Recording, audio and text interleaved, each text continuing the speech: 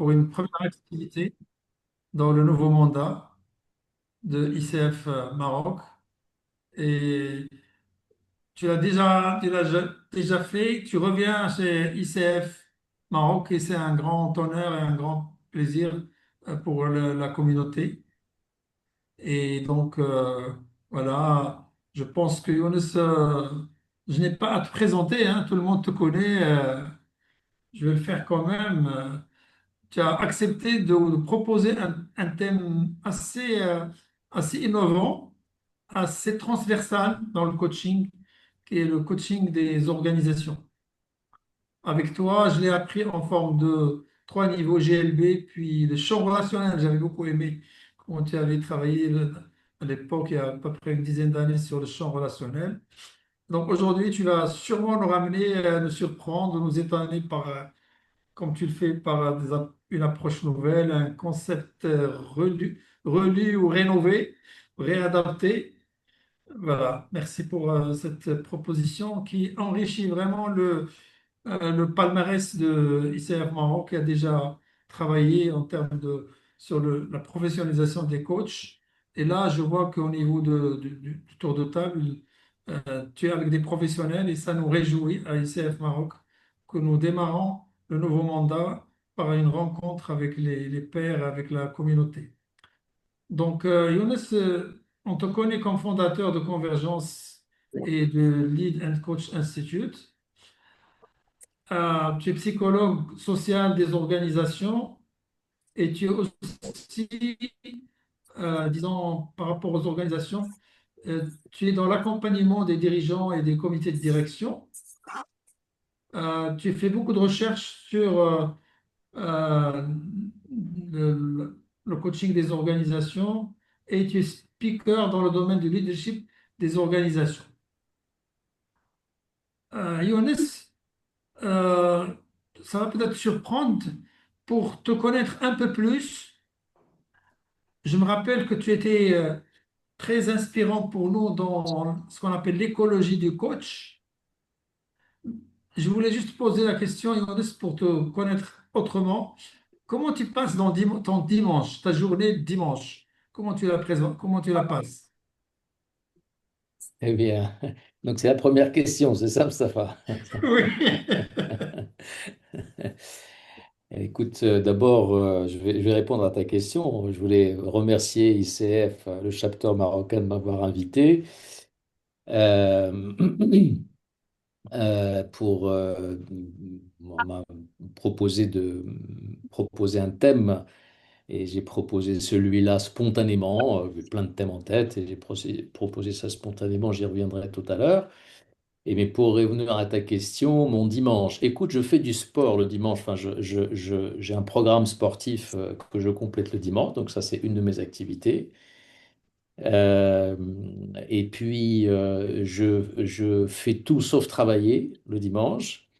Mais à partir d'une certaine heure le soir, je me projette et je visualise la semaine. Donc, c'est c'est du sport, c'est du vagabondage intellectuel et énergétique. C'est ce que j'appelle du vagabondage. J'aime bien vagabonder et c'est une forme de lâcher prise. Donc voilà, je dirais que c'est ces trois activités, du sport, du vagabondage. Et puis, je me laisse des instants de surprise sans aucune programmation. Donc voilà les trois, les trois, les trois piliers comme ça que je pourrais partager avec toi, puisque tu m'as posé la question. Et j'aime bien ces jours cette journée particulière est une journée, en tout cas, que j'apprécie beaucoup. Voilà pour cette première question, mon cher Mustapha. Merci. Merci, Younes. Avant de passer aux questions des participants, je vais donner la parole à Manal, notre présidente, disons, j'ai pas le mot pour dire est-ce qu'elle est pas présidente déjà ou pas. Manal, voilà, vas-y, qu'est-ce que tu as envie de nous dire ce soir?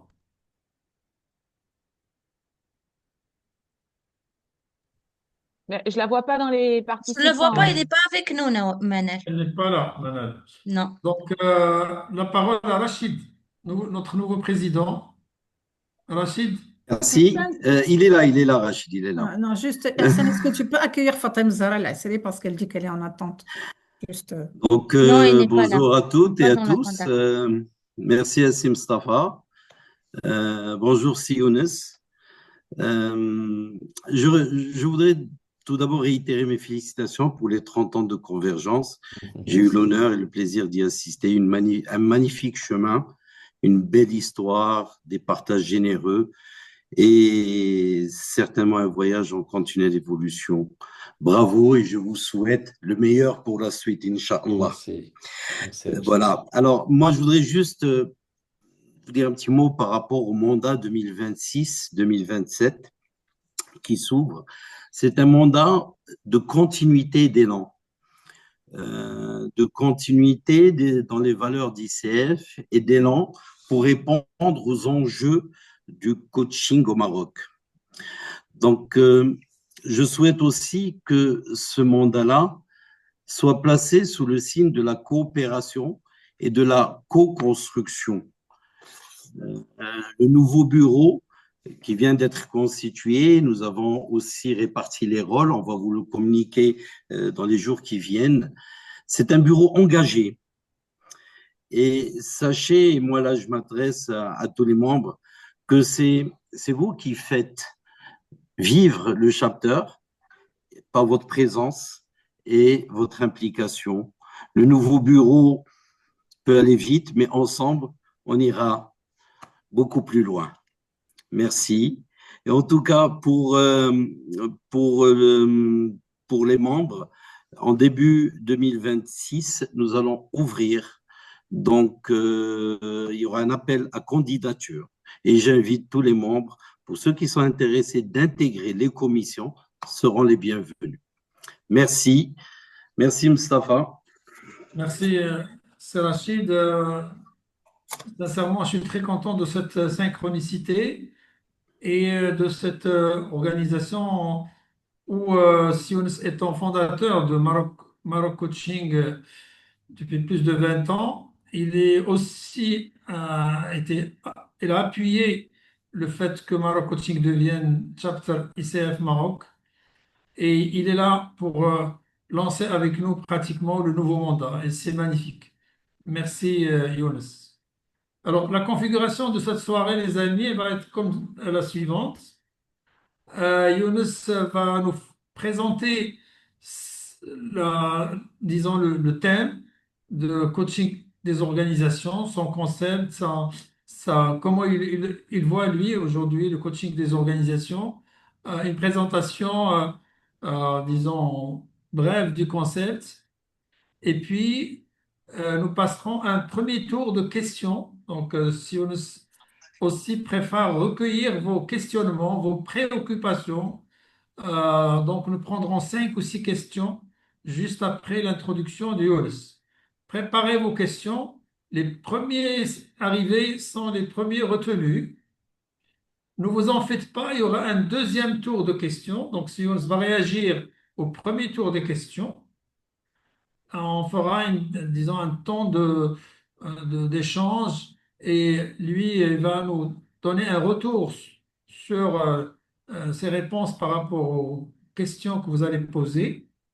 Nous repasserons à un deuxième tour de questions, j'espère plus ciblé, plus d'approfondissement et Younes réagira à vos deuxième tour de questions.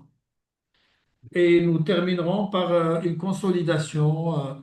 Qu'est-ce que nous retenons de cette soirée? Qu'est-ce que nous consolidons comme outil, comme concept, comme voilà, qu'est-ce que nous ajoutons à notre boîte à outils coaching ce soir pour le coaching des organisations? À toi le floor, Younes, pour l'introduction. Très bien. Merci. Merci Mustafa, merci Rachid. En tout cas, je ne l'ai pas dit tout à l'heure, mais bravo à toi, Rachid, pour la présidence. Bravo et merci à l'équipe sortante.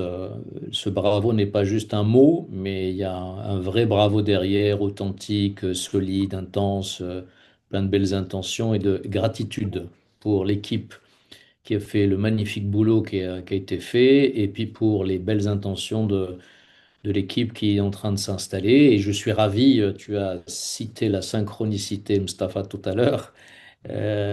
Oui, bah, écoute, je suis ravi d'être de cette espèce d'entre-deux, entre l'ancienne équipe et la nouvelle équipe. C'est la fin d'année en même temps, donc c'est une fin de cycle, un début de cycle, et la vie est faite de ça. Et donc j'ai l'impression que nous sommes là aujourd'hui un peu tous comme un pont entre la nouvelle année et l'année qui s'écoule, et puis l'ancien bureau et le nouveau bureau. Donc partons là-dessus.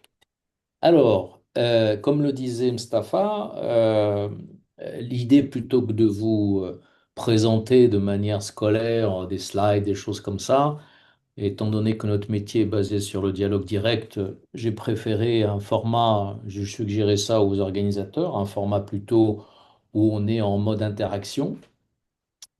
Et donc, l'idée, c'est de prendre 5 minutes, juste de poser le cadre et plutôt de réagir à vos interrogations par rapport au coaching d'organisation et à cette posture que j'appelle, moi, coach sultan, est un hybride de coaching et de consulting, et qui est une réponse déjà en elle-même à la posture de coach d'organisation.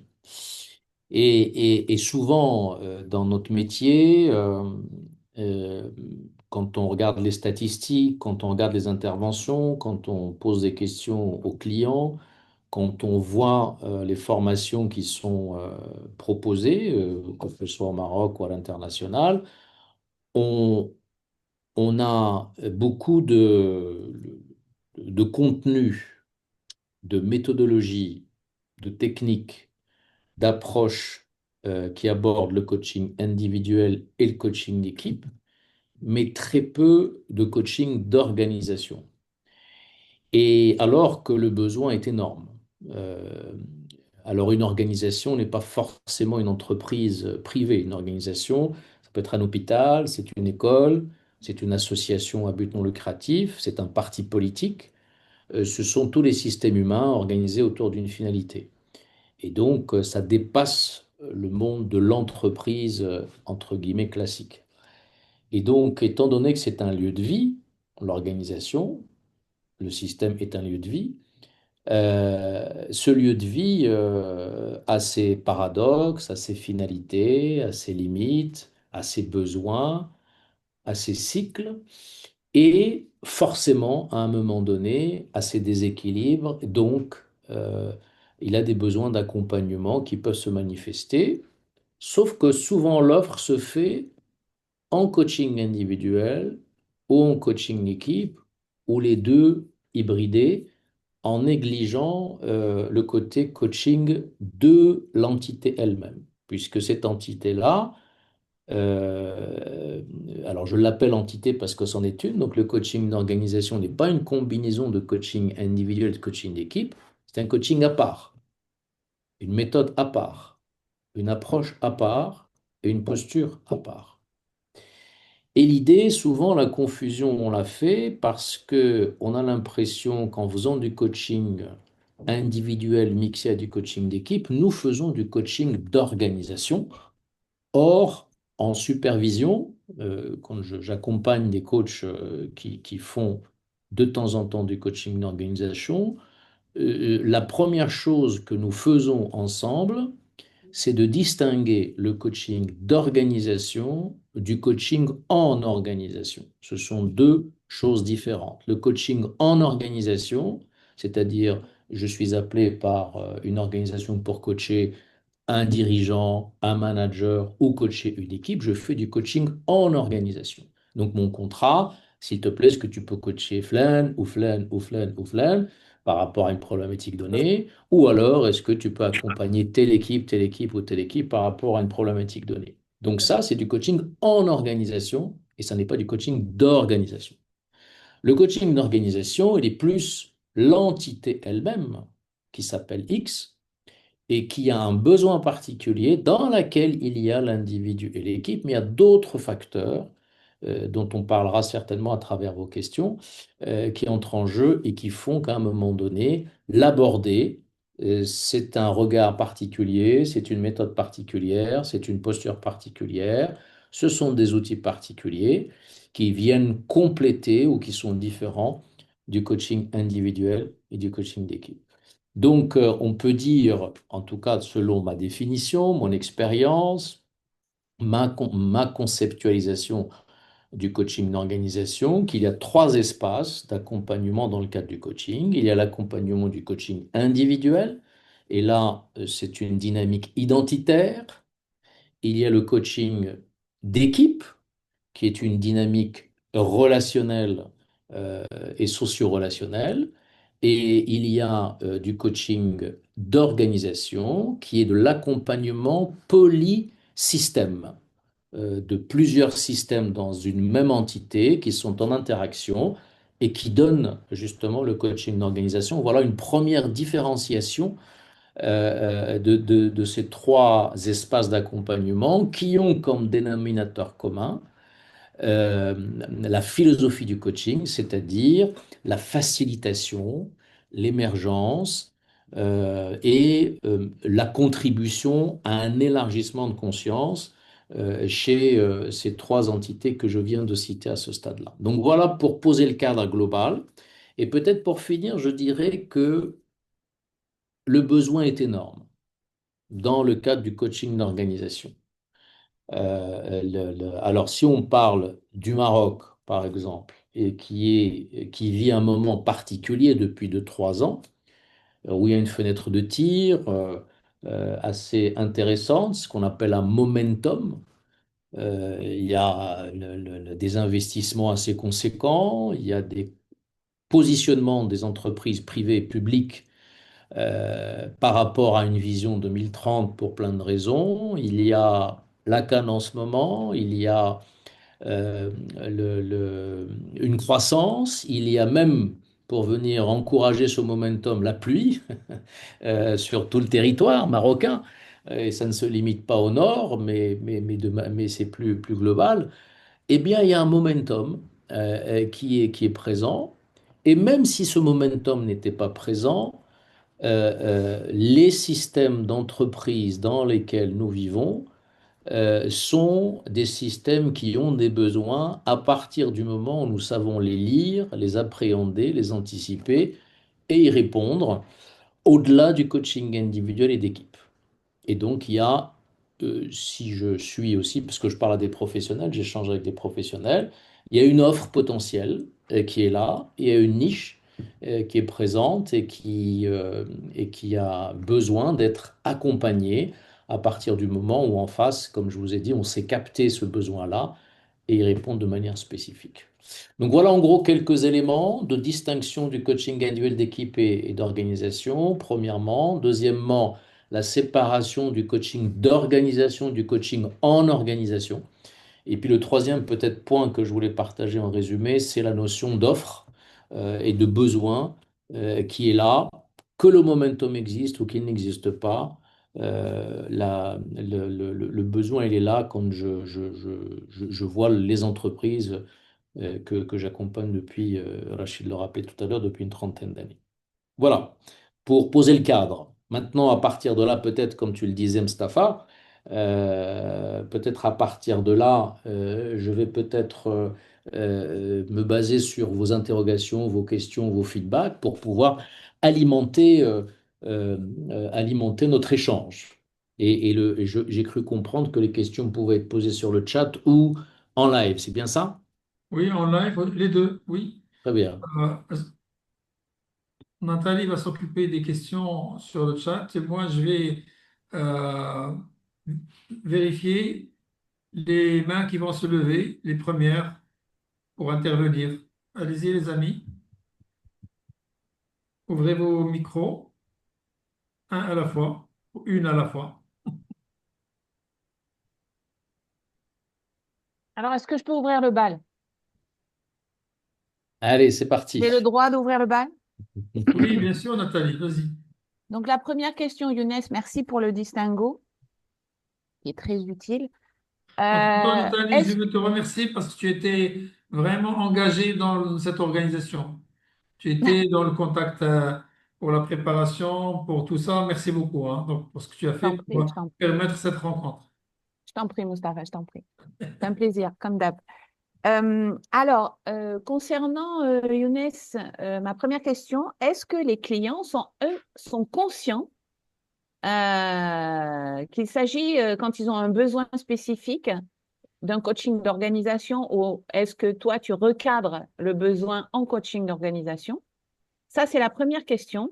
Et la deuxième question, est-ce que tu peux nous donner un exemple, euh, pardon, spécifique d'un besoin euh, qui correspondrait à un coaching d'organisation? Très bien. Est-ce que, alors, avant de répondre à ta question, une question de process, est-ce que je réponds question par question ou pas? Qu'est-ce que vous Là proposez? où tu es à l'aise, Younes, c'est toi qui Non, choisis. non, je suis ouvert aux deux, vous me dites. Moi, je trouve que c'est question par question, ce serait mieux. Question par question, eh ben Parce c'est que ça peut parfait. susciter, les réponses peuvent susciter d'autres questions, ils peuvent rebondir. En revanche, on ne te Très voit bien. plus, Younes. Ah, tiens, je vais rechecker ma caméra tout de suite. Est-ce que vous m'entendez déjà? Ouais, Oui, on t'entend très bien. Voilà, Très bien. il y a des questions qui apparaissent sur le chat. Donc, tu peux répondre à mes À ta questions. Et question après, déjà. À je te ta lirai question les déjà, autres. puis Ouais, après j'irai sur les autres. d'accord. Je recheck la caméra. Là, vous me voyez là? Là, vous me Ouais, oui, voyez? très oui, bien. très Ah, bien. c'est Très bien. parce que moi, je ne me Regarde. vois pas, mais donc c'est parfait. Alors, donc ta deuxième question, est-ce que donc le client est conscient du besoin d'accompagnement d'organisation? Et la première, tu peux la redire s'il te plaît? Donc, ça, c'était la première. Est-ce Ça, que le c'était la client, première, oui. est-ce que le client est conscient qu'il Oui. s'agit d'un besoin de type coaching d'orga? Mhm. Ou est-ce qu'il dit, bah, ben, j'ai besoin de coacher un tel, bon voilà. Mhm. Et le deuxième, c'est, peut-tu nous donner quelques exemples, Mhm. types d'accompagnement Très bien. ou OK. de besoins cités par les clients? OK. Alors, pour la première question, euh, la réponse est a priori non. Il n'est pas forcément conscient qu'il y a un besoin d'organisation. Il peut avoir l'intuition, c'est pas son métier, et donc il peut justement peut-être au départ manifester l'idée de dire, par exemple, voilà, je voudrais accompagner mon comité de direction pour qu'on travaille mieux, pour qu'on fasse ceci, cela, etc. Et dans l'échange avec le client, peut émerger l'idée que, en effet, cette partie du système global qui est le comité de direction est le reflet d'une dynamique bloquée au niveau de l'institution. Et donc, c'est quelque chose qui est renvoyé par le coach en lui disant, ben voilà, finalement, ce qui se passe dans le comité de direction, c'est un peu le reflet de quelque chose qui est systémique. Et donc, oui à une intervention au niveau du comité de direction. Maintenant, la question, c'est est-ce que cela va être suffisant pour stabiliser l'équipe du comité de direction, sachant que c'est quelque chose qui est systémique. Et donc, est-ce que vous souhaitez vous limiter à ça ou vous ouvrez à quelque chose de plus grand? Donc, ça veut dire qu'en fait, le client n'est pas conscient, n'a pas le regard systémique a priori que peut avoir le coach, puisque le coach d'organisation, pas en organisation. Et donc, forcément, une demande spécifique d'un coaching individuel ou d'un coaching d'équipe peut, grâce au regard systémique du coach, devenir une demande du système qui peut démarrer par le coaching d'équipe et qui peut être un point d'entrée pour justement accompagner toute une structure si le besoin il est là. Peut-être que le besoin n'est pas là, mais au moins ça fait partie du balayage du coach dans ce cadre-là. OK? Donc voilà pour ça. Ça veut dire quoi? Ça veut dire qu'en fait, c'est pas tant le client, est-ce qu'il est conscient, c'est plutôt le coach. Est-ce qu'il vient avec ce paradigme-là?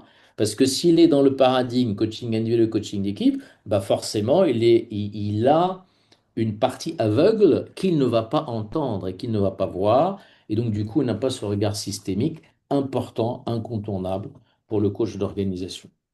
Hmm. Donc ça, c'est pour la première question. Donc, je te renvoie, et pas à toi, mais de manière générale, quand tu poses la question, est-ce que le client est conscient? Moi, je finirai par une question, c'est est-ce que le coach est conscient, plus que est-ce que le client est conscient? C'est plutôt ça. Et ça fait partie de notre démarche que d'élargir l'horizon du client, et puis après, il fera ce qu'il veut dans son libre arbitre en tant que valeur.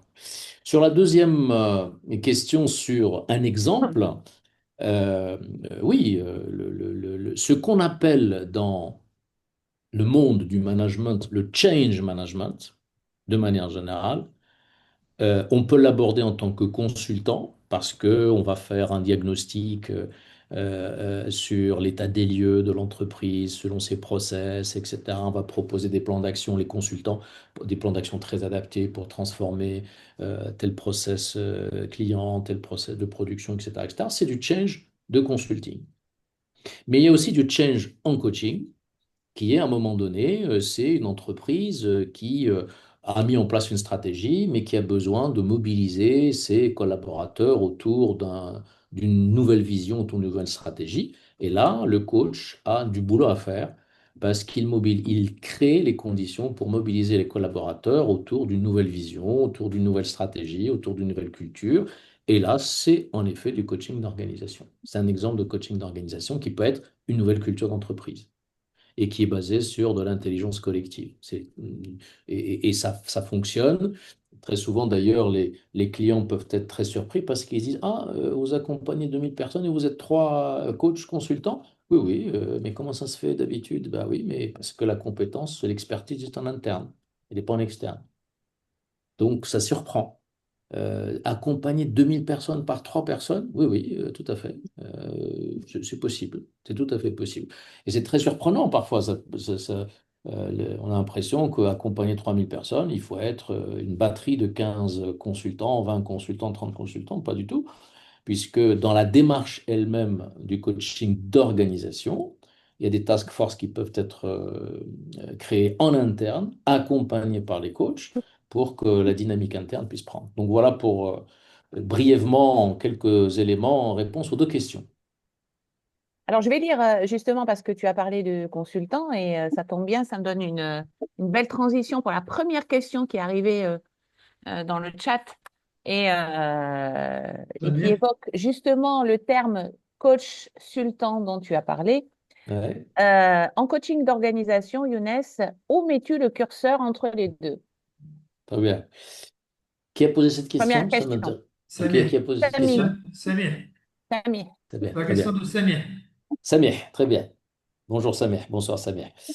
Alors, dans le coaching d'organisation, il y a deux niveaux. Il y a la philosophie du coaching que nous connaissons tous, sur le côté faire émerger les ressources, sur le côté intelligence collective, sur le côté contribuer à l'autonomie du client, etc., etc., tous les éléments que nous connaissons. Et cette philosophie reste la même en coaching d'organisation. À la différence qu'à un moment donné, dans le coaching d'organisation, ça c'est l'aspect coaching. Et l'aspect consultant de cette posture hybride coach-sultan, c'est que ça demande aussi de l'expertise. À quel niveau? Alors, ça demande, si par exemple vous voulez accompagner une entreprise et que vous n'avez que très peu d'idées de comment fonctionne une entreprise. Quand je dis comment elle fonctionne, c'est son expérience, c'est quelques équilibres. Si vous avez bossé dans une entreprise, bah, vous savez comment ça se passe, privé, public ou peu importe. Avoir un minimum de culture d'entreprise. Culture d'entreprise, c'est quoi un organigramme, c'est quoi des KPI, des choses de ce type-là. Ça veut dire des repères, avoir des repères organisationnels, un minimum de culture d'entreprise pour que quand vous avez en face de vous votre partenaire, votre client, à un moment donné, il puisse dire, j'ai en face de moi quelqu'un qui a une idée des enjeux qui peuvent exister ou qui a une idée de système dans lequel il va nous accompagner. Alors bien évidemment, vous n'êtes pas expert dans leur domaine, vous n'êtes pas expert du juridique, vous n'êtes pas expert des systèmes d'information, mais vous avez une idée globale de l'entreprise, donc sa culture, son langage, quelques éléments de stratégie, etc. Donc une culture d'entreprise. Ça, c'est la première expertise, donc la culture générale.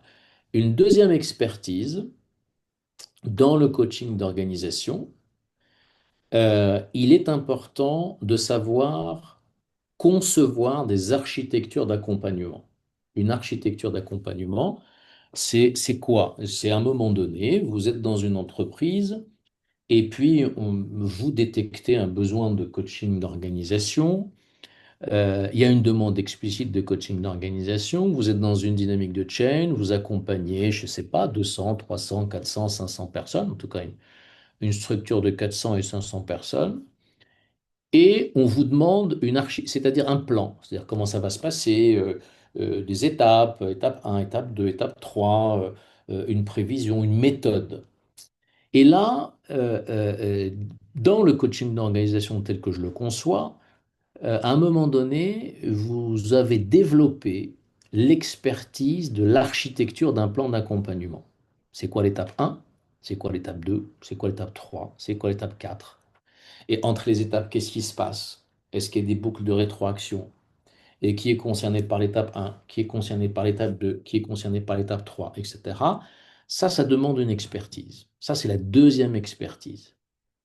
Et quand j'additionne ces deux compétences, la compétence du coach qui a son écoute, sa présence, son regard, sa posture, plus l'expertise de la culture d'entreprise, plus celle du design d'un plan d'accompagnement, ça devient une posture hybride qui est coach-sulting, un mot que j'ai inventé parce que il me paraissait adapté au coaching d'organisation, et qu'un chef d'entreprise, un acteur dans le monde du travail, va entendre comme étant, j'ai en face de moi un acteur crédible, qui sait de quoi nous parlons, parce que si par exemple cet acteur-là, à un moment donné, va vous parler d'un indicateur financier globalement connu, pas très pointu, mais globalement connu, et qu'à un moment donné, sur place, cet indicateur-là, vous n'en mesurez pas l'importance, ou même si vous ne le connaissez pas sur place, vous ne vous renseignez pas après pour savoir que veut dire cet indicateur-là et qu'est-ce qu'il indique réellement de la santé de l'entreprise pour pouvoir identifier l'enjeu, à ce moment-là, vous passerez à côté de quelque chose d'important pour pouvoir designer justement la procédure. Donc, le curseur, par rapport à la question de Samir, où je le mets? Je le mets entre les deux, et c'est vraiment un espace d'intersection entre coaching, écoute, autonomisation du système, posture méta, additionnée, articulée avec la culture d'entreprise et la capacité à designer des architectures d'accompagnement, et les deux mélangés, ça nous donne justement cette posture importante et qui donne de la crédibilité à l'accompagnateur à ce niveau-là. Donc nous ne sommes pas des consultants avec une expertise dans une technique donnée, mais nous sommes, en tant que coach d'organisation, des experts de la relation, Staff a le rappelé au début, et en même temps avec cette lecture systémique et avec un contrat qui est donné par l'entreprise et avec cette philosophie du coaching qui est de créer les conditions de facilitation de l'émergence d'une intelligence collective pour que la transformation puisse se faire dans l'entreprise qui nous a contactés. Donc voilà où je mets le curseur. Et selon les contextes et les étapes, parfois je vais mettre le curseur un peu plus contextuellement au niveau de l'expertise culture d'entreprise et design, et parfois je vais le mettre au niveau du coaching, mais c'est bien une hybridation des deux qui compte dans le coaching d'organisation. Ok, merci Younes. Alors, justement, ben, c'est bien, les questions s'enchaînent bien et tu donnes les éléments de réponse parce que Ahmed Awam nous demandait, enfin te demandait quelles sont les compétences requises pour le coaching d'organisation. Alors, est-ce que Ahmed, le développement de Younes te convient comme réponse à à ta question, ou est-ce que tu souhaites qu'il développe un peu plus? Bonsoir tout le monde, bonsoir Younes. Bonsoir, J'ai Ahmed. déjà un début, bien sûr, il y a un certain nombre d'éléments qui ont été avancés, mais si un petit plus, ça serait bien aussi. Merci Younes. Très bien, merci Ahmed pour ta question. Alors, oui, je peux vous dire qu'il y a au niveau international, c'est un champ qui n'est pas très développé, comme je le disais au début, je le redis encore, hein. On compare avec les personnes, les confrères, voilà, je cherchais le mot, à l'international. La majeure partie des formations sont autour du coaching individuel d'équipe. Donc, il y a deux formations. Il y a une formation sur le tas et qui concerne les personnes qui sont passées en entreprise avant de devenir coach. Et les personnes qui connaissent l'entreprise, ben, en fait, ont vécu dans leur chair, avec leur viscère, le monde de l'entreprise, ses paradoxes, ses avantages, ses limites, etc., etc. Donc ça, c'est une culture du vécu. Mais il y a aussi la formation, il y a quelques formations spécifiques et qui forment au coaching d'organisation spécifique. Je ne fais pas je ne fais pas faire de pub personnelle, mais voilà, donc, et qui forment à ça, qui forment au design, qui forment au concept, aux techniques, aux méthodes, etc., etc.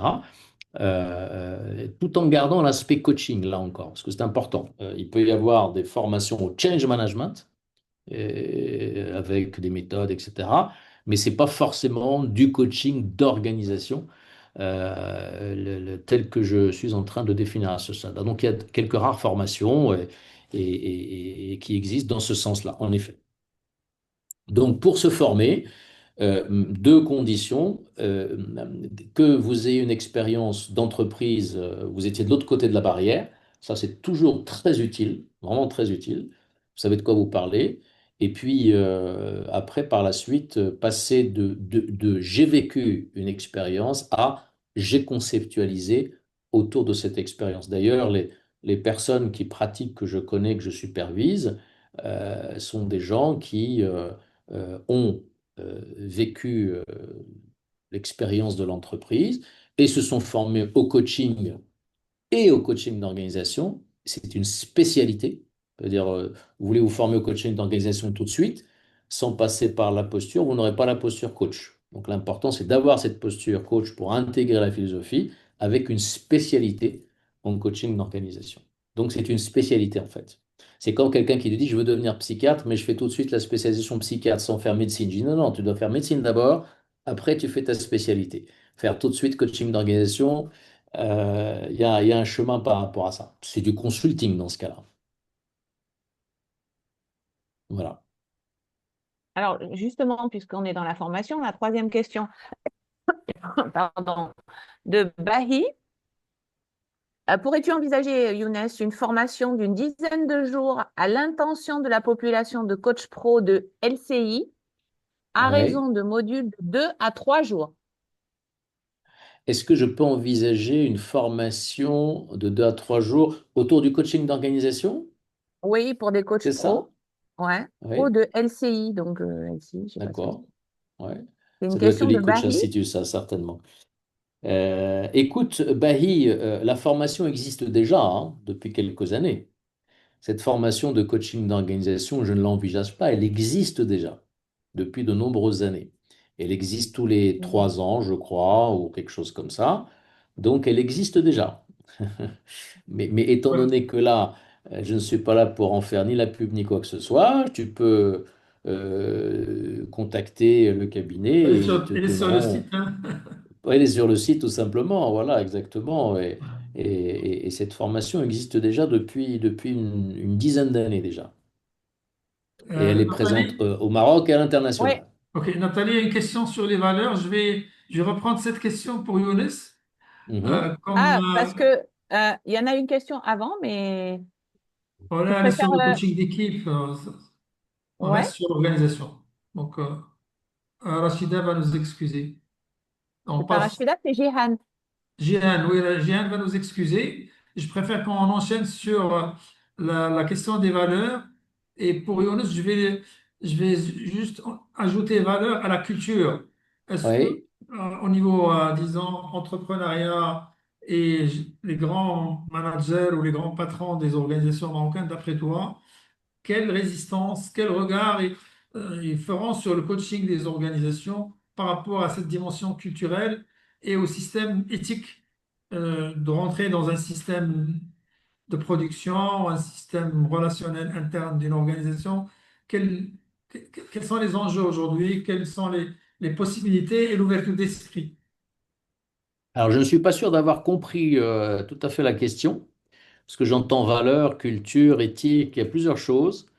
Mais je retiens Il aussi, y a est-ce que l'éthique du les... coach. Pardon? Le coach- Quand le coach rentre dans une organisation, il est soumis à une éthique de confidentialité, Oui, etc. c'est ça. Et du côté des patrons, quand ils reçoivent les coachs, à quel esprit d'ouverture manifeste-t-il par rapport à cette culture de entreprise familiale qui n'aime pas beaucoup le regard externe, etc. Ok. Alors, écoute, quand un chef d'entreprise appelle un coach, c'est qu'il y a un besoin. Personne, ni une loi, ni une obligation quelconque ne l'incite à faire appel à un coach. Ça veut dire qu'il y a un besoin particulier qu'il a identifié. Et donc, quand nous avons un chef d'entreprise, c'est pour ça que l'acte volontaire, le fait de se faire accompagner est un acte d'abord volontaire, parce qu'il y a une intention derrière et il y a un besoin, une demande qui est exprimée. Donc, on ne force pas quelqu'un à le faire. D'ailleurs, cette histoire, j'ouvre une parenthèse rapide, vient de chez Freud, qui a imposé, dans le cadre de la psychanalyse, donc fin du 19e siècle, début du 20e, à ce que chaque patient paye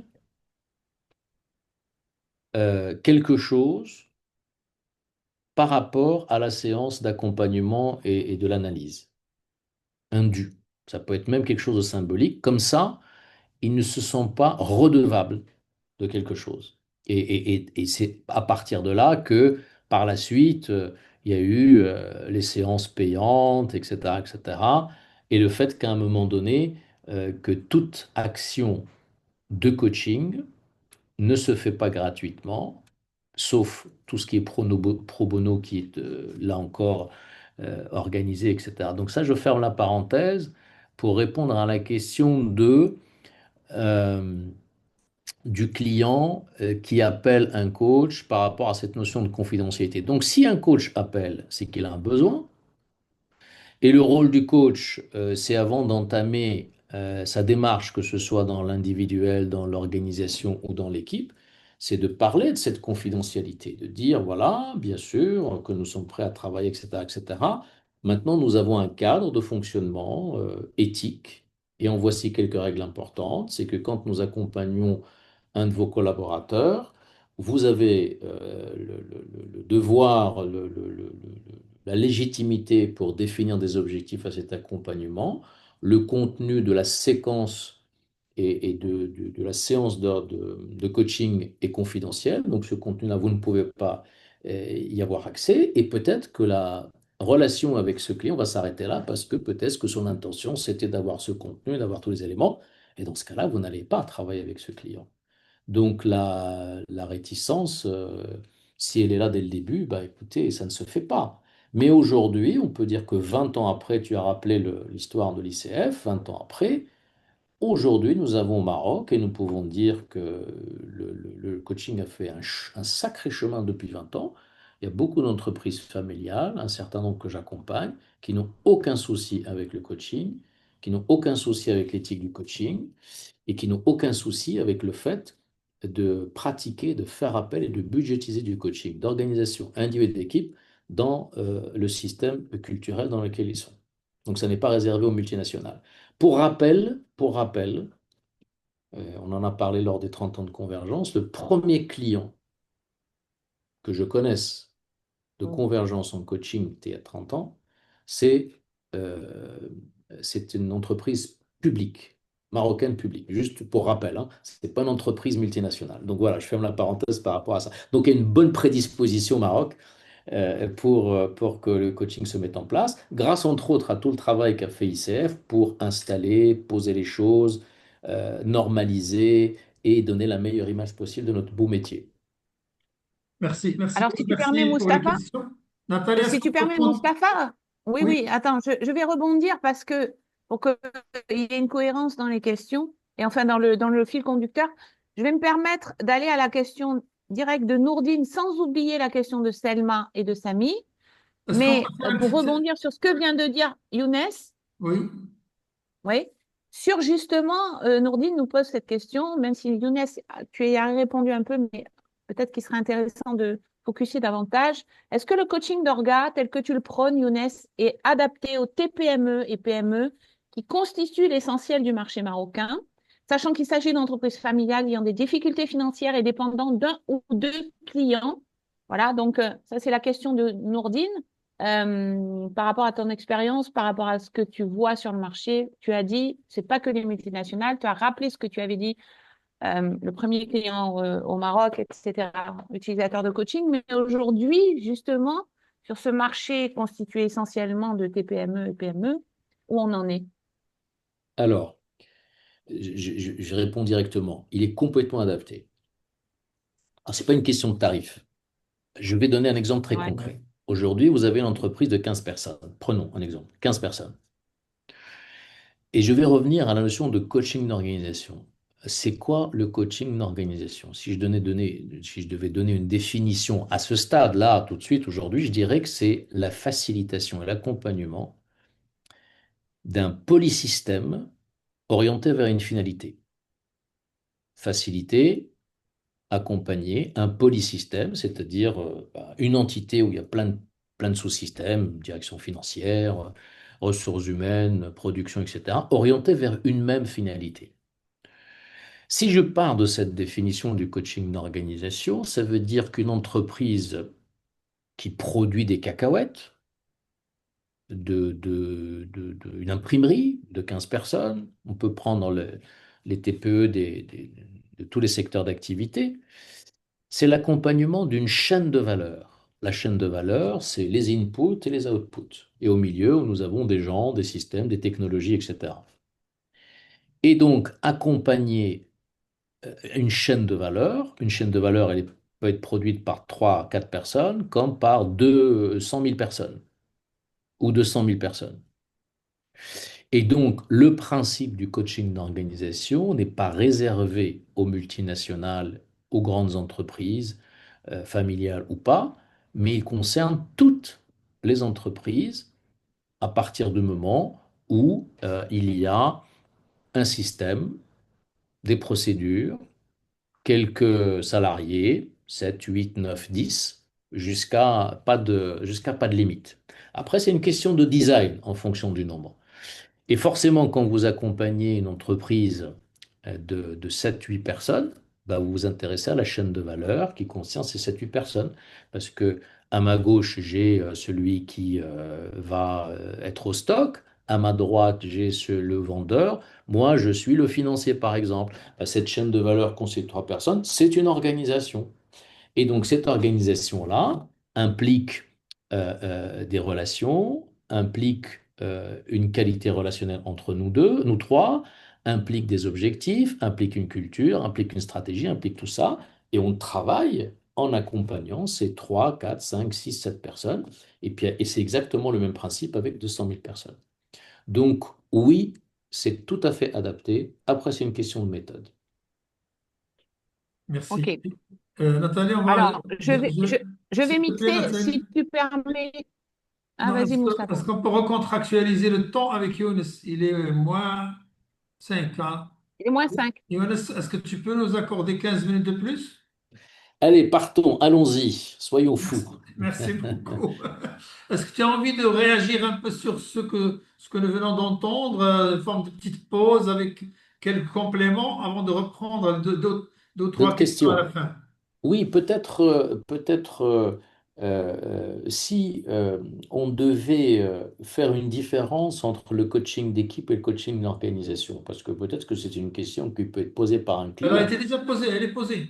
Ah, elle est posée? Ah, Justement, bah c'est Oui, justement. parfait. oui, elle est Très posée. bien, très, très Très bien. bien. Ah, bah Younes, ça c'est tombe bien. super. Vas-y. Elle a été posée par, en fait, elle a été posée par Jihan de Bien, manière merci. indirecte sur est-ce que le coaching des équipes sont demandés sur le marché marocain, hormis pour quelques grandes structures. J'ai l'impression que ce sont plus des team building qui sont demandés. Oui. Euh, Ça, on est spécifique là sur l'outil et le coaching d'équipe. Mhm. Et après, on a deux questions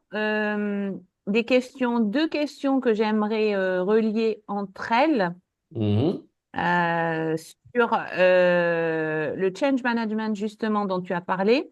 La Mhm. question de Selma qui dit quelle est la différence, Younes, entre le GLB et le concept de conduite de changement? Mhm. Première question. D'accord. OK. Et la deuxième de Touria qui demande les entreprises recourent habituellement à des cabinets de conseil en stratégie pour des missions de change management.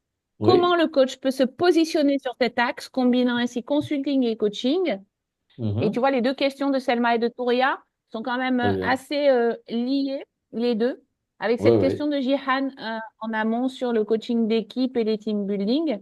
Et nous Très aurons une bien. dernière question là, après, que je laisse pour la fin parce qu'il s'agit de supervision pour les Mhm. cas de coaching d'orga. Et je Très le bien. rappellerai, c'est dans le chat tout ça. Voilà, je Très sais pas. bien. Si tu as besoin de que je revienne, tu me dis. Oui, oui, je te le dirai. Je te le dirai. Ok.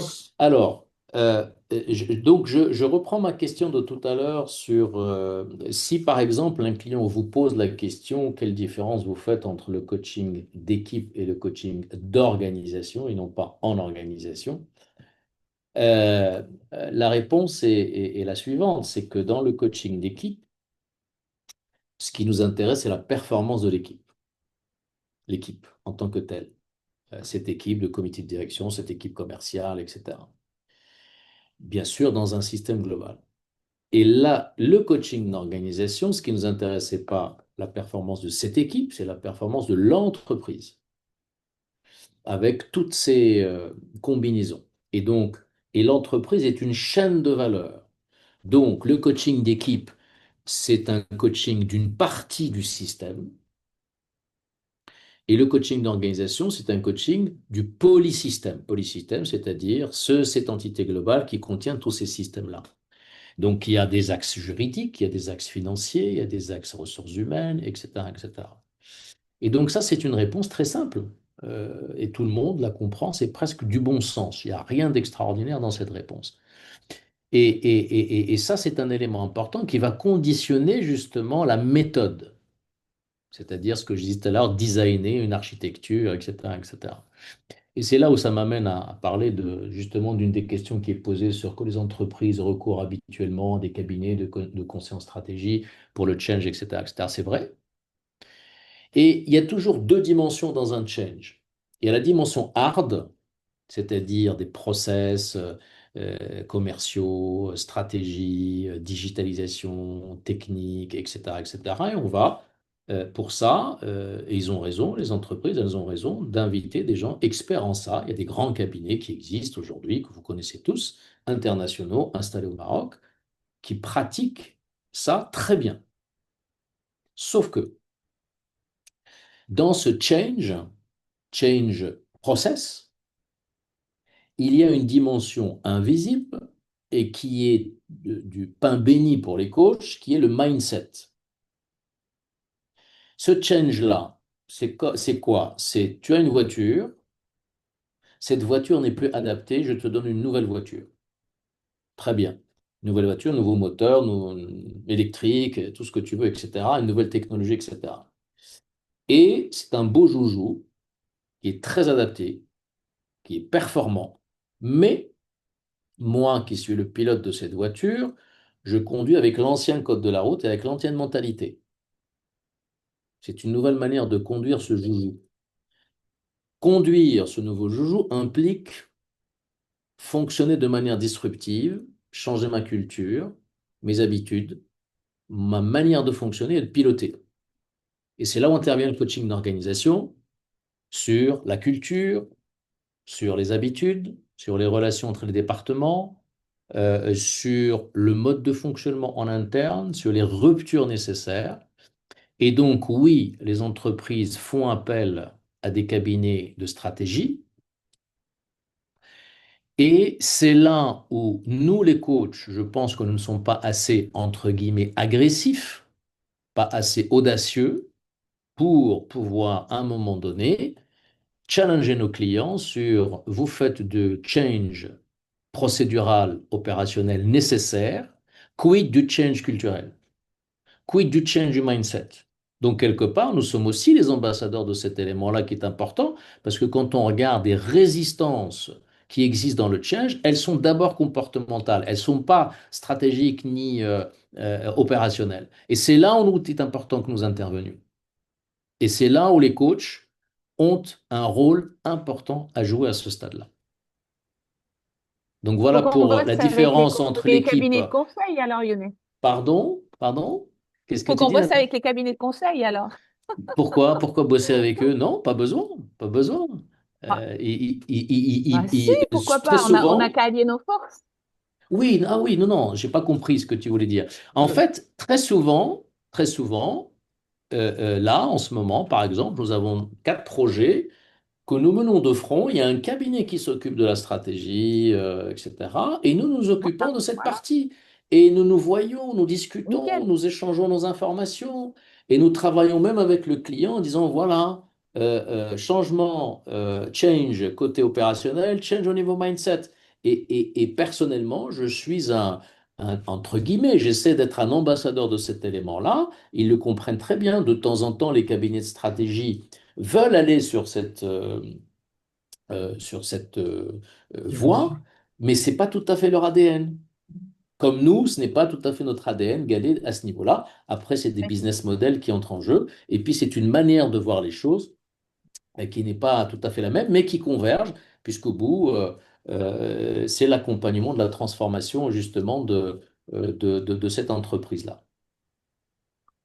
Merci. Donc, si j'ai un appel à faire, c'est de dire, pour ceux que ça intéresse, ceux et celles que ça intéresse, vous avez des belles opportunités, il y a de la place, mais pour ça, c'est important de développer ce que je dirais, c'est ce principe, en tout cas ce paradigme, pour avoir un regard systémique de notre environnement.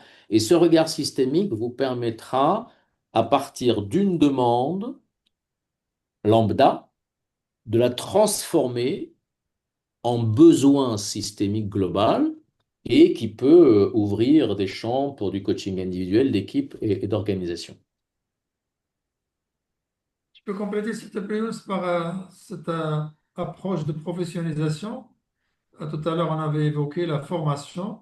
Il y avait une Mhm. question qui était sur la supervision et peut-être comment tu peux nous donner une image plus complète sur ce processus de professionnalisation du coach d'organisation. Du coach d'organisation. Alors, oui, je dirais qu'il y a 3 étapes dans le coaching d'organisation en termes de parcours. Il y a d'abord avoir la base du coaching, avoir suivi une formation de coaching.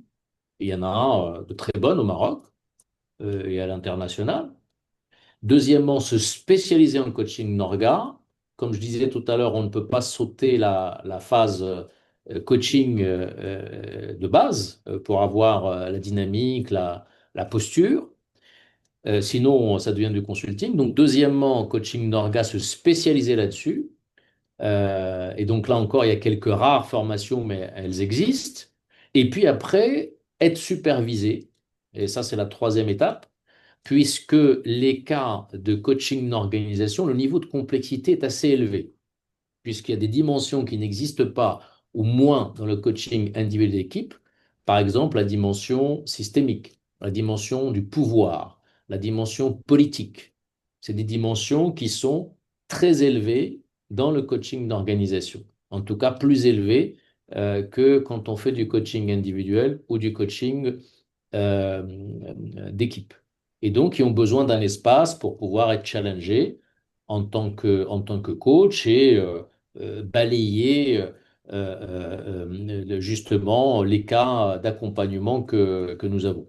Moi-même, d'ailleurs, étant donné que c'est euh, le coaching, en tout cas l'espace qui me prend le plus de temps dans mon activité professionnelle, cet accompagnement de coaching d'organisation, ben, j'ai un espace d'intervision dans lequel je pose mes cas, on échange entre professionnels pour nous challenger mutuellement, prendre de la hauteur et balayer nos angles morts sur les postures, sur les techniques et les méthodologies. Donc voilà les 3 étapes que je suggérerais aux personnes que ça intéresse. Tu avais Et puis envie de tout à l'heure, il y avait consolider une vers la question, je fin? crois, Oui, sur GLB, je oui. crois de Slma, il me semble. Je ne me rappelle plus de la Oui, question, justement, Nathalie, justement, je te la soumets. s'il Quelle te est la plaît. différence entre le GLB et le concept de conduite de changement? Alors, GLB, tout le monde ne connaît pas, et donc c'est une méthode de coaching d'organisation, global, local, bocal. En fait, GLB est une méthode d'accompagnement de changement, est une des méthodes d'accompagnement. Ce n'est pas une différence, c'est une des méthodes d'accompagnement du changement d'entreprise, mais d'accompagnement du changement type coaching d'organisation. Voilà, à ce stade, parce que pour ceux qui ne connaissent pas, je ne vais pas le développer maintenant, mais il n'y a pas de différence, mais c'est une méthode d'accompagnement de ce coaching d'organisation, de quelle que soit l'entreprise. Pour compléter, Selma, où est-ce que tu en es avec le champ relationnel? Tu l'as intégré dans ce process? Ça nous avait pris un peu la tête avec toi au début. L'approche du champ relationnel, comment tu la présentes aujourd'hui? Tu poses la question à qui, À Mustafa? à toi? Ah, à moi, d'accord, d'accord, parce Est-ce que que tu je l'as pensais que tu parlais à actualisé? Selma. Oui, oui. Alors, écoute, pour ceux qui ne connaissent pas ça, je vais peut-être te donner juste rapidement quelques lectures. Euh, une organisation, une entreprise, pour moi, c'est un champ relationnel comme il y a un champ magnétique. Et où nous avons des forces intérieures très fortes. Et l'un des rôles du coach, c'est d'identifier cette force intérieure et d'aider l'entreprise à la recanaliser, la rediriger, l'équilibrer. Et un champ relationnel, parce que bah, il y a des gens qui sont en relation, des départements qui sont en relation, des personnes qui sont en relation avec des technologies qui sont en relation avec d'autres technologies. Donc ça veut dire qu'il y a, quand on observe et quand on vit dans une entreprise et dans une organisation, des forces et une énergie très intense à l'intérieur. Et cette énergie-là peut être toxique si l'entreprise ne fait pas attention par la manière avec laquelle elle exerce le leadership, la manière avec laquelle les relations se font, comme ça peut être une énergie saine, pleine de ressources et de création de valeur. Et l'un des rôles du coach, c'est d'identifier ce niveau d'énergie, de le renvoyer à l'entreprise, de le renvoyer en termes de feedback et de leur faire prendre conscience que l'énergie existe et que cette énergie-là, il est intéressant de la recadrer en fonction des besoins, et c'est là où intervient la vision, la stratégie, la culture, etc., etc. Donc c'est ça un champ relationnel. C'est comme un champ magnétique dans un système et où des gens justement interagissent entre eux et créent de la valeur. Et c'est absolument un métier magnifique quand on le fait comme ça, parce que quand vous rentrez dans une entreprise, en fait, vous rentrez dans une expérience humaine fabuleuse et vous avez la vie qui est à l'intérieur de cette entreprise. Vous avez une communauté humaine avec des fonctions, avec des masques, avec plein de choses. Et notre rôle, c'est de se balader, de vagabonder là-dedans, d'observer, de s'imprégner et de renvoyer à l'entreprise bah, les contours de ce champ relationnel dont tu parlais, Mustafa. Donc, c'est rien d'abstrait, c'est quelque chose de très physique, de très énergétique, de conceptuel, d'opérationnel. Quand vous parlez quand on parle de valeur d'entreprise, quand on parle de dynamique d'équipe, etc., bah, tout ça fait partie du champ relationnel d'une entreprise. Et pour finir, je dirais que chaque entreprise, comme chaque individu, les 8 milliards que nous sommes sur Terre et quelques, nous avons, chaque entreprise a sa signature relationnelle. Et c'est ça sa culture. Et donc, en tant que coach, on va à la recherche de cette signature relationnelle, on la renvoie à l'entreprise, on leur dit est-ce qu'elle vous convient comme signature relationnelle, comme énergie intérieure, ou est-ce que vous voulez la changer par rapport à votre stratégie, par rapport à votre vision, etc. Et c'est là où vient converger le travail de la stratégie qui est au service de la relation et le travail de la relation qui est au service de la stratégie. Et du coup, là, on parle le même langage et les entreprises sont sensibles tout à fait à ça. Ça, c'est la puissance du champ relationnel. Et c'est notre boulot en tant que coach d'organisation. Merci. Il y a une question sur comment transmettre coaching d'organisation dans le contexte culturel transfrontalier et intercontinental. Et je te laisserai peut-être consolider, comme on a dit tout à l'heure, Younes sur la fin.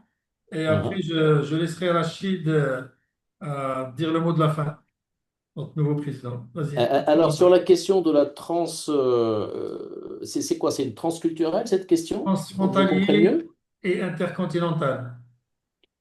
Comment appliquer le Transfrontalier, coaching des organisations intercontinental. dans Alors, un contexte? Oui. si tu permets, c'est Mustapha, c'est ça, je peux compléter, enfin, comme c'est moi qui ai posé la question.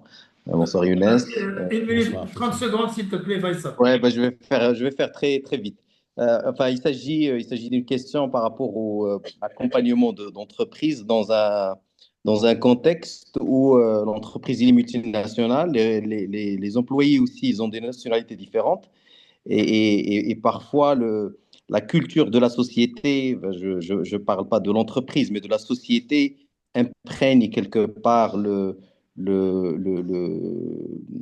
comportement, mais aussi l'aspect culturel au sein de l'entreprise. Quel ajustement le consultant pourrait faire dans cette configuration-là? Merci Faisal pour la question. Alors, la dimension transculturelle qui concerne les multinationales, etc., ben, en fait, elle est hyper adaptée à ce genre de contexte parce que ça rajoute une dimension supplémentaire de la multiculturalité et ça revient à ma définition de tout à l'heure qui est que le coaching d'organisation, c'est la facilitation dans le cadre d'un polysystème qui a une même finalité. Donc, il n'y a rien de nouveau, ça ne change pas la dynamique, sauf que ça rajoute le côté justement multiculturel. Et au contraire, je dirais même que c'est quelque chose de très adapté aux entreprises qui sont organisées en matriciel, qui ont des rapports hiérarchiques, des rapports fonctionnels, etc. Même cette donnée-là, elle est à intégrer dans l'accompagnement pour accompagner les individus qui travaillent dans ce genre de contexte. Ça aide les individus, mais ça aide aussi l'entreprise elle-même qui est au cœur d'un reporting régional, par exemple, mais en même temps qui doit tenir compte de son équilibre interne. Là encore, le regard systémique du coach va aider l'entreprise à prendre de la hauteur. C'est d'ailleurs un des 5 principes clés du coaching d'organisation, et merci Faisal d'avoir abordé cet élément-là. Un des 5 principes clés de l'organisation, je vais profiter de cette question pour peut-être consolider, qui est, premièrement, il y a 5 principes clés, hein, mais je vais vous les donner. Le regard systémique, avoir un regard systémique. Dès que vous êtes dans une organisation, il est important d'avoir ce regard systémique. Quels sont les enjeux, l'organisation, les actionnaires, l'organe de gouvernance. Vous voyez, tous ces éléments, ce n'est pas de l'audit, hein, mais c'est juste de l'information pour avoir le regard systémique et comprendre l'équilibre global. Et ça m'amène au deuxième principe clé du coaching d'organisation, c'est l'homéostasie. Deuxième principe, l'homéostasie, ça veut dire quel est l'équilibre de cette entreprise. Le premier, c'est le système, le regard systémique, les interactions entre les départements, l'équilibre global. L'homéostasie, c'est l'équilibre de l'entreprise. Une entreprise n'est jamais parfaite, elle est en équilibration permanente. Et donc, elle trouve un point d'équilibre. Ce point d'équilibre, il vaut ce qu'il vaut, il est bancal, mais il est là. Et quand elle veut changer, quand par exemple elle dit je veux passer du stade A à un stade B, elle va passer d'un équilibre à un déséquilibre vers un nouvel équilibre. Donc, ça veut dire que le regard du coach d'organisation, c'est d'identifier comment est cet équilibre d'organisation. Après, nous avons un troisième principe, c'est celui de la circularité. Ça veut dire que l'accompagnement du coach d'organisation doit tenir compte d'un aspect transversal, de quelque chose qui concerne toute l'entreprise, les valeurs, la culture, la stratégie, la vision, etc. Mais en même temps, il doit tenir compte de la verticalité, c'est-à-dire que chaque entité dans l'entreprise a sa spécificité. La finance a sa spécificité, les ressources humaines a sa spécificité. la production, etc., etc. Et donc, quand on joint les quatre bouts de la verticalité et de la transversalité, nous avons de la circularité. Le quatrième principe est celui de l'instantanéité. Il n'y a pas de diagnostic dans le coaching d'organisation. Ça, c'est dans le cadre du consulting. Souvent, on dit on va faire un diagnostic, puis après, sur la base du diagnostic, etc. Parce que dès que vous faites un diagnostic, quand vous allez vouloir faire des actions, ce que vous avez diagnostiqué au début n'est plus valable au moment où vous allez pouvoir agir, parce que l'entreprise est vivante. Et donc, ça veut dire quoi? Ça veut dire que les interventions du coach d'organisation, il y a un principe que j'aime beaucoup, que je dis, c'est le changement, c'est maintenant. Ça veut dire, dès que vous intervenez, vous faites un atelier, un accompagnement, etc. Tout de suite, alors, vous faites quoi de différent? N'attendez pas un diagnostic ou je ne sais quoi. Qu'est-ce que vous faites de différent maintenant que nous avons travaillé? Quelque chose qui est à votre portée. Donc ça, c'est donc le côté instantané. Et le cinquième principe, c'est le design reconfiguré. Le design reconfiguré, c'est quoi? C'est quand vous avez formulé un plan d'action de coaching d'organisation au départ, intégrer le fait que vous avez des boucles de rétroaction. Vous avez la phase A, la phase B, la phase C, la phase D, etc. Mais au fur et à mesure que vous déployez vos phases en tant que coach d'organisation, vous vous rendez compte que la phase F doit être à la phase B, que la phase B doit être à la phase C, et ainsi de suite. Parce que vous accompagnez un mouvement vivant. Et ça, c'est le design reconfiguratif. Par contre, si vous êtes dans la logique, non, j'ai dit que la phase F, c'est la dernière, elle doit être la dernière. Oui, mais si le besoin fait qu'elle est l'avant-dernière, il faut la faire en avant-dernier. Et ces cinq principes-là, celui de l'approche systémique, de l'homéostasie, de l'instantanéité, du design reconfiguratif, et puis le côté justement euh, lié Circularité. à la circularité, pardon, je cherchais le mot, à la circularité qui est le croisement des deux, ces cinq éléments-là sont la base du coaching d'organisation. Et ça, c'est quelque chose qui s'étudie, qui s'incarne, qui s'imprègne, dont il est important qu'on s'imprègne, et qui développe un mindset de coach sultan. C'est un principe du coach sultan à intégrer. Alors, deux conditions pour ça. Avoir une expérience d'entreprise, c'est quand même préférable. Et bien sûr, avoir eu une formation de coach et de spécialisation au coaching d'organisation. Et je finirai en disant que, alors deux choses. D'abord, il y a un vrai besoin dans nos systèmes au Maroc pour ça. Les entreprises sont prêtes à ça, vraiment, hein. Elles sont prêtes. Ceux qui ne sont pas prêts, c'est peut-être nous, parce que notre regard n'est peut-être pas prêt. Mais si nous, nous sommes prêts, vous allez voir les permissions que nous allons nous donner pour ouvrir des champs, pour le moment, qui sont fermés. Mais dès qu'on se permet ça, on se permet d'aller explorer ce genre de choses, vous serez étonné par les retours de nos clients. Ça, c'est pour ce premier point. Le deuxième point, en même temps, puisque c'est votre métier, il y a un marché qui répond à un besoin. Donc, il n'y a pas d'honte à parler de marché. Au contraire, c'est un business aussi, notre métier. Et il y a un marché à prendre, un marché tout à fait noble à creuser à notre niveau-là. Donc, donnons-nous cette permission, osons le coaching d'organisation, et ça contribue à développer nos entreprises et ça contribuera aussi à développer le Maroc. Merci Younes pour cette bouffée d'espoir avec la pluie. Hein, ça va sûrement donner euh, disons de la curiosité à nos amis pour l'exploration du marché. Ben, merci d'avoir tenu sur euh, disons, ce qui a été convenu au niveau objectif de cette soirée, partant de la définition du concept à l'approche au niveau de l'organisation système, et puis organisation comme polysystème, et puis bien sûr cette question d'offre et de niche potentielle avec les cinq principes qui définissent la posture ou le concept de coach consultant. Merci beaucoup. Est-ce que cette soirée t'a inspiré quelque chose que tu as envie de partager avec nous? Un ressenti, une idée? Alors écoute, oui, ça m'a fait plaisir comme je t'ai dit au début, de me reconnecter à la communauté, de finir l'année avec, mes consoeurs et confrères. Ça fait chaud au cœur. Et puis, euh, et puis j'ai envie de mobiliser plein de gens autour de ce métier, de cette spécialité dont nous avons besoin dans notre marché et sur notre marché. Et je suis sûr qu'il y a plein de très belles compétences et de belles opportunités à venir. Donc, c'est l'espoir et l'envie et l'ambition qu'on puisse dire qu'au Maroc, nous avons plein de compétences de coaching d'organisation et de dire que notre métier contribue à développer notre pays et nos entreprises. Voilà ce que ça m'inspire. Merci. En Je tout sais cas, pas si en tout cas, Nathalie, Mustapha, vas-y, on vas-y a beaucoup de Nathalie. feedback on a beaucoup de feedback très positif de nos amis ce soir, avec beaucoup de merci pour Younes. Toujours un plaisir de t'entendre, de t'écouter. Voilà, ils sont ravis. Ils nous souhaitent à tous de belles fêtes. Donc, belles fêtes à tous. Oui, effectivement. Merci. Voilà, donc que du positif là, avec des questions qui étaient, je pense Il y qu'on a a beaucoup de répondu cœur à toutes les aussi. questions. Il y a beaucoup de cœurs, il y a beaucoup Oui, de fêtes.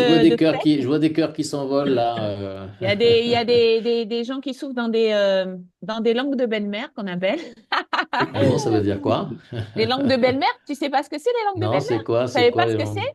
Non, C'est les non. trucs qu'on souffle pour le réveillon, là. Puis, Ah oui, oui, d'accord, les d'accord, trucs ok, là, ça d'accord, s'appelle une ok. langue de belle-mère. Ah oui, je savais pas, je découvre, tu vois. Voilà, bah voilà. Et Donc beaucoup de feedback très positif sur le chat en tout cas.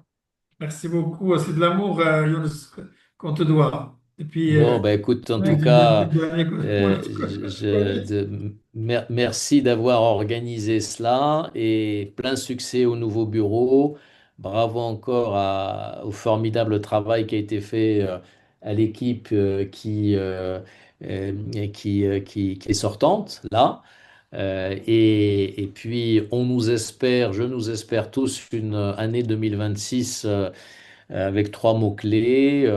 Le classique santé, mais c'est pas juste un espoir, mais c'est une vraie intention. Euh, du, euh, du plaisir à exercer cette fonction-là, et puis de la gratitude. Voilà, santé, plaisir et gratitude, c'est ce que je nous souhaite, je vous souhaite, et merci encore d'avoir organisé cet Merci, Younes. espace-là. Et vive ICF Maroc. merci, merci. Merci beaucoup, Rachid, le Younes. mot de la fin, vas-y, non. Ben, le mot de la fin, il Président. est simple, hein, c'est un grand, grand merci. D'abord, merci pour Nathalie, à Nathalie pour avoir organisé cette rencontre. Merci beaucoup. Je sais que tu avais mis beaucoup de temps et de travail. Merci Simstafa pour avoir assuré la modération. Merci aux membres pour d'abord leur présence et leur implication. Et merci beaucoup aussi, Younes, pour la richesse de ce partage. Merci. Et j'espère qu'on puisse organiser, Inch'Allah, dans l'avenir, d'autres rencontres. Et très bonne année 2026, Inch'Allah. Nous étions Merci. sur un record de participants. Merci à tous les participants et participantes. Et encore une fois, merci Younes. Au Merci plaisir à de vous. te revoir. Bonne année. À très Merci bientôt. beaucoup, merci Au revoir. beaucoup. À Merci. bientôt. Au Très revoir. bonne année.